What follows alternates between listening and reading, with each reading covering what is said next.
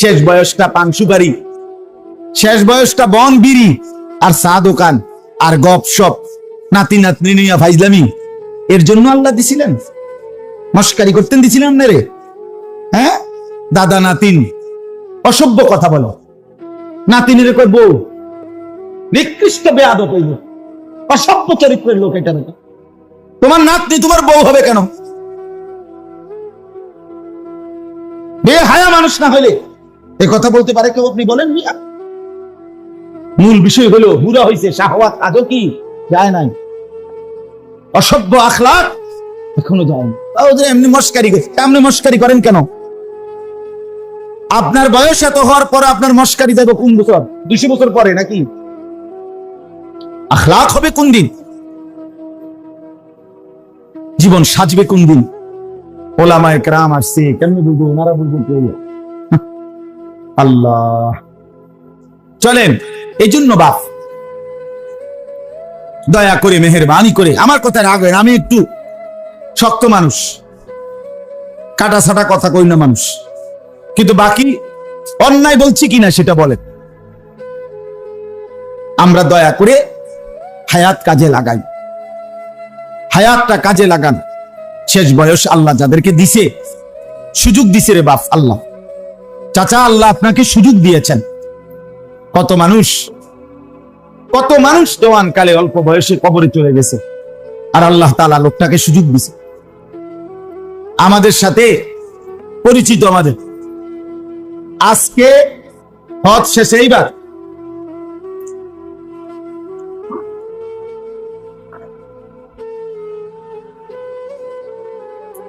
হজ্জের শেষ, সব কিছু শেষ, ওনার দেশে ফিরবে। আজকে শেষ দিন, বিদায়ী তাওয়াফ, শেষবারের মতো তাওয়াফ করতেছে। আল্লাহর ঘরের চারদিকে 7 বার ঘুরলে এক তাওয়াফ হয়, 7 চক্কর ঘুরলে তো শেষ। এরপরে চলে যাবে দেশে। 5টা চক্কর ঘুরছে, 5 ঘুরা শেষ, আর 2টা চক্কর বাকি। এই সময় এই লোক বাংলাদেশি, আমাদের পরিচয়, মানে স্ট্রোক করছে ওখানে, মানে এইবার আহা, আর 2টা চক্কর পূর্ণ করতে পারে না, কবরে চলে গেছে। সব সাইরা জিদ্দা এয়ারপোর্টে আছে, আরেকজন জিদ্দা এয়ারপোর্টে ওইখানে বসে স্ট্রোক করছে, মারা গেছে। অর্থাৎ এখন বিমানে উঠবে, বাংলাদেশে আসবে।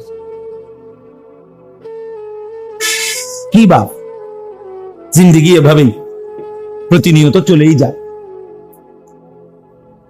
তাহলে আল্লাহ তাআলা যাকে যেটুকু হায়াত দিয়েছেন, সময় দিয়েছেন, সুযোগ দিয়েছেন, উচিত কাজে লাগান, কাজে লাগান।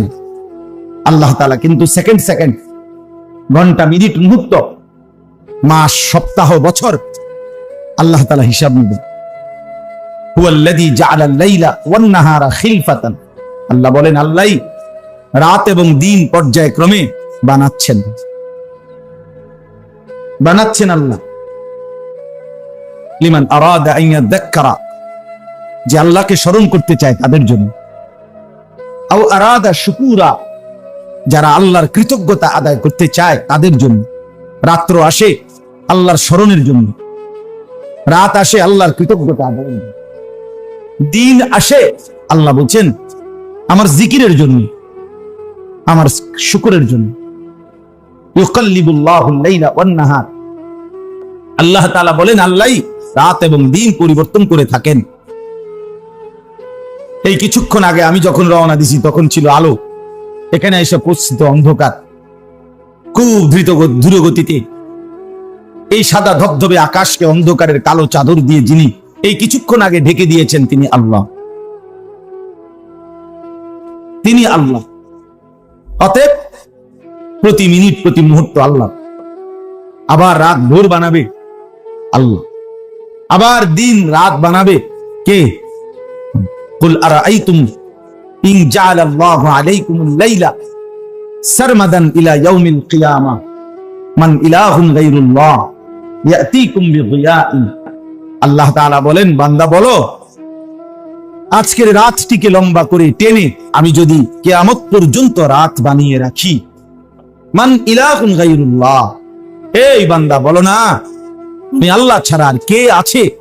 ইয়াতিকুম বিদিয়াইন, যিনি আগামী কালকের ভোর আলো নিয়ে আসবে। কে? আল্লাহকে বাদ দিয়ে কে আছে?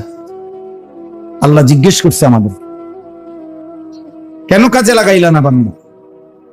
কেন সময়টা কাজে লাগাইলা? সারাদিনে সবকিছুর সময় হলো, নামাজের সময় কেন হলো না? সব ব্যস্ততা আদায় হলো, সেজদা দেওয়ার সময় কেন হলো না? কেন? সে জিন্দিগি কিভাবে জিন্দিগি যে জিন্দিগিতে নামাজ নেই? ওইটা মানুষ হয় কিভাবে যে সেজদা দেন? যে সেজদা করে না সে তো মানুষ না। এটাই সত্য।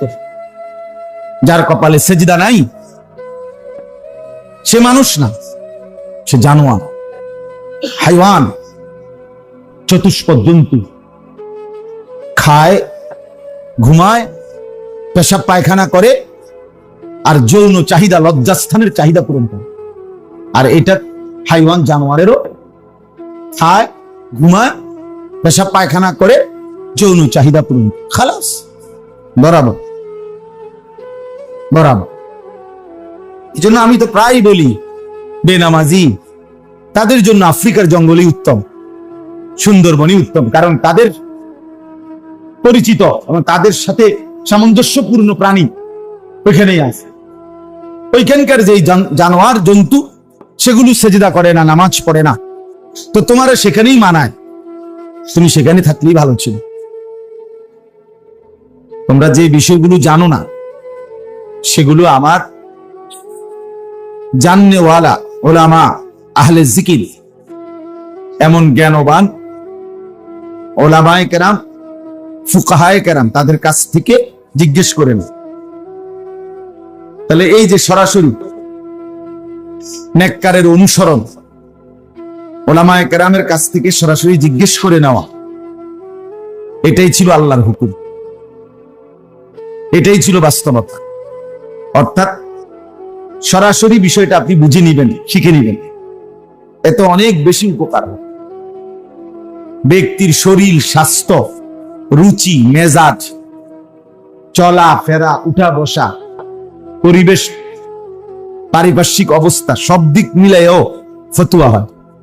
মাসআলার ফতুয়া সবার জন্য একরকম হয় না। বিষয় একই, প্রশ্ন যদিও একই, কিন্তু ফতুয়া ভিন্ন ভিন্ন হয়, সব দিক মিলায়। এটাই সত্য। মনে করেন হাদিসের মধ্যে আছে, একজন সাহাবী নবী সাল্লাল্লাহু আলাইহি সাল্লামকে জিজ্ঞেস করছে সর্বোত্তম আমল কোনটি? নবীজি সাল্লাল্লাহু আলাইহি ওয়াসাল্লাম বলছে, ঈমান বিল্লাহি ওয়া রাসূল, আল্লাহ এবং তার রাসূলের প্রতি ঈমান রাখা। আরেকজন জিজ্ঞেস করছে, ইয়া রাসূলুল্লাহ, সর্বোত্তম আমল কোনটি? নবী সাল্লাল্লাহু আলাইহি ওয়াসাল্লাম উনাকে বলছেন, আস-সালাতু লিওয়াক্তিহা, ওয়াক্ত মতো, সময় মতো নামাজ আদায় করা। আরেকজন প্রশ্ন করছে আরেক সময়, ইয়া রাসূলুল্লাহ, সর্বোত্তম আমল কোনটি? নবী সাল্লাল্লাহু আলাইহি ওয়াসাল্লাম বললেন, ইতআমুত তুআম, অপরকে খানা খাওয়ানো। এখন বলেন তো, কাউকে বলছে বিররুল ওয়ালিদাইন, সর্বোত্তম আমল পিতামাতার প্রতি উত্তম আচরণ করে, এমন বললেন কেন? প্রশ্ন তো একই না, কথা বুঝছেন কিনা? আমার প্রশ্ন তো ছিল একটাই, সর্বোত্তম আমল কোনটি? এক একজনকে এক এক রকম বলছে। আপনি 10 জন জ্বরের রুগী একই ডাক্তারকে দেখাইছে, আপনি একই দিন দেখাইছে, আসর থেকে মাগরিবের ভেতরে আপনি প্রেসক্রিপশন গুলো নিয়ে দেখেন, ওষুধ ভিন্ন ভিন্ন, ওজন, বয়স, স্বাস্থ্যের গঠন সব মিলাইয়া কি হয়? ঔষধ ভিন্ন ভিন্ন। এই জন্য প্রত্যেক মুসলমানের উচিত দ্বীন শেখার জন্য, আখিরাত পাওয়ার জন্য জীবন্ত সরাসরি ওলামায়ে কেরামের কাছ থেকে গ্রহণ কর। আমি মোবাইলে পাইছি এটা, অথবা আমি বাংলা অনুবাদওয়ালা বইয়ে পাইছি, হুজুর এটা না, এমনি পারতেন, বুঝতেন না, হইতো না। ফেসবুক দেখে হইতো না, ইউটিউব দিয়ে হবে না, বাংলা অনুবাদওয়ালা কোনো বই দেখে আপনি বুঝতেন না, কোরআন শরীফের তরজমা দেখছেন, হ্যাঁ ঠিক আছে, কোরআন শরীফের তরজমা দেখে আমি হুজুর এটা বুঝছি, না বুঝলে হইতো না, আপনি পারতেন না, তাই দিন মানতে পারতেন না, কোরআন শরীফও মানতে পারতেন না, কোরআনের অনুবাদ আপনি করতে পারেন, এরপরও কোন ওলামায়ে কেরামকে যদি না জিজ্ঞেস করেন আপনি ক্ষতিগ্রস্ত হবেন, পথভ্রষ্ট হবেন, এমন আপনি সিদ্ধান্ত নিতে পারতেন না। কোরআন শরীফে আয়াত আছে যে আল্লাহ তাআলা বলছে মদ এবং জুয়ার মধ্যে অনেক ক্ষতি, কিছুটা উপকার আছে, এটা কোরআন শরীফের আয়াত। কুল ফীহিমা ইসমুন কাবীর ওয়া মানাফিউ লিন-নাস।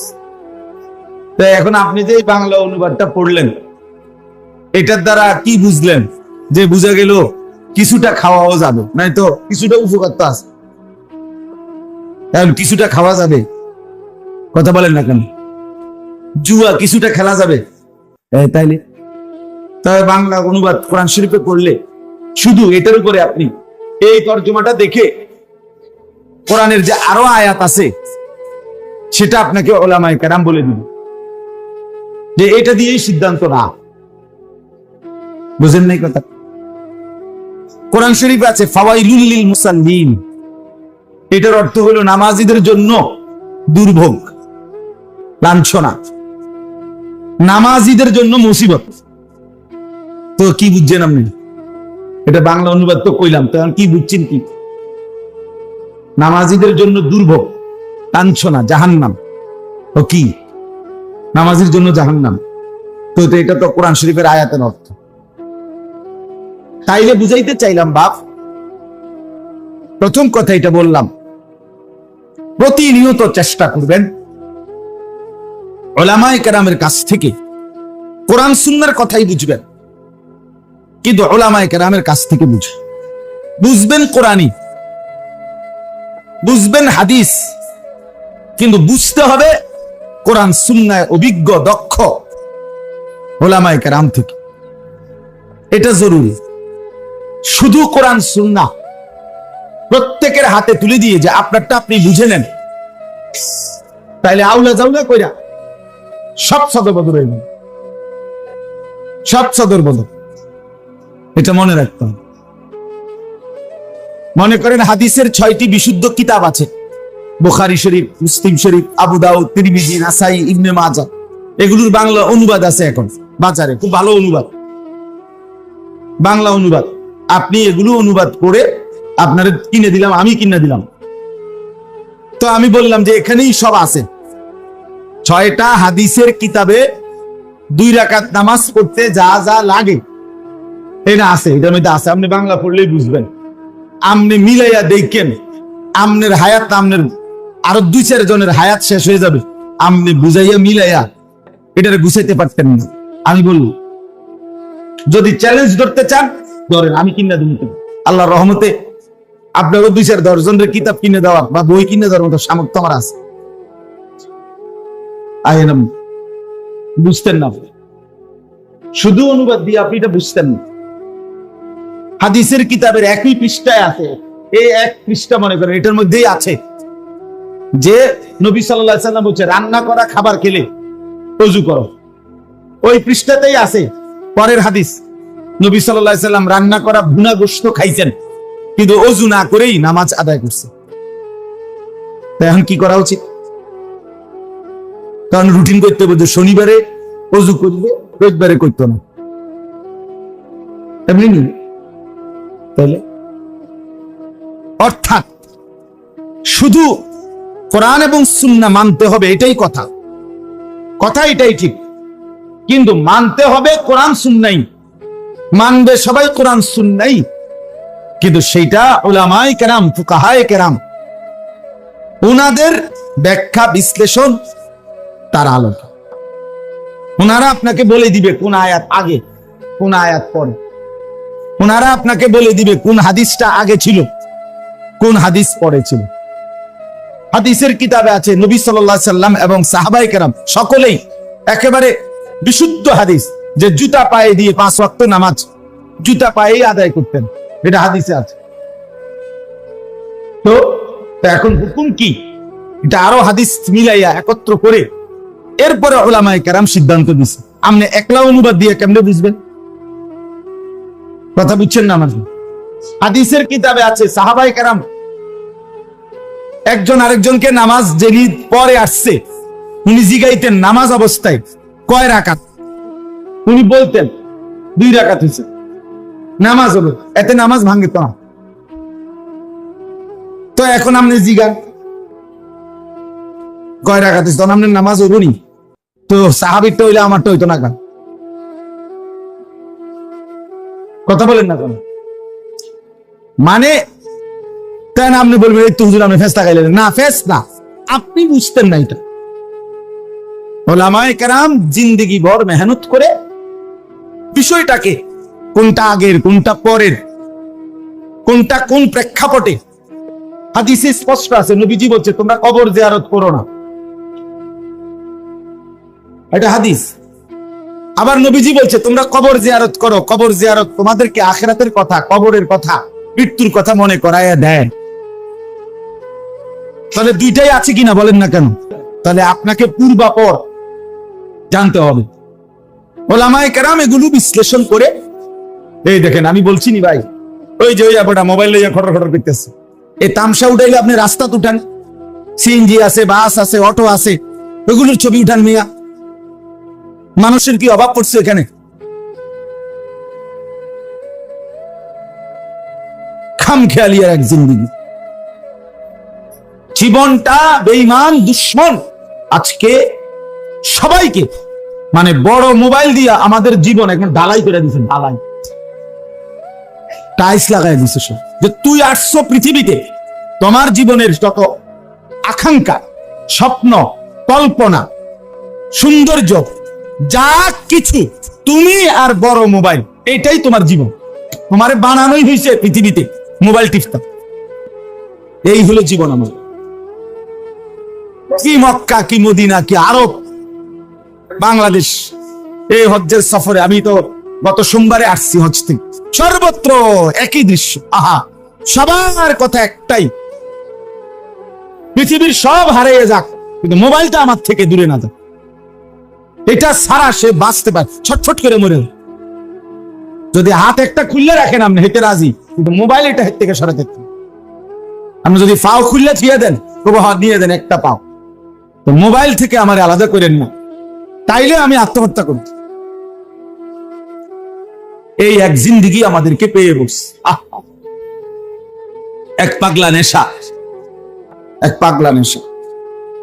যাকে দেখে তার সাথে শুধু ছবি আর ছবি, যা দেখে তার শুধু ছবি আর ছবি। কত লক্ষ ছবি উঠতেছে, নিজে নিজে ডিলেট হইতেছে, নিজে টিপতেছে, কে দেখে কতক্ষণ দেখেন, কি তো দেখবেন বইয়ে বইয়া বইয়ে বইয়া আবার বুঝি এই 6 মাস আগের ছবি উড়াইছে দিদি, এটি দেখবো। মানুষ আকাম, মানুষের কাম না, শুধু শুধু, একেবারেই শুধু শুধু, একদমই শুধু শুধু, একদমই শুধু শুধু।